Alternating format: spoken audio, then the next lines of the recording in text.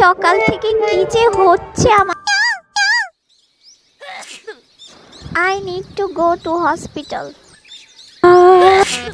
Sorry doctor, অনেক ঠান্ডা লেগে গেছে। কি আরাম, মনে হয় আমি ঠিক হয়ে গেছি। অনেক দিন মেকআপ করি না, একটু সেজে নেই।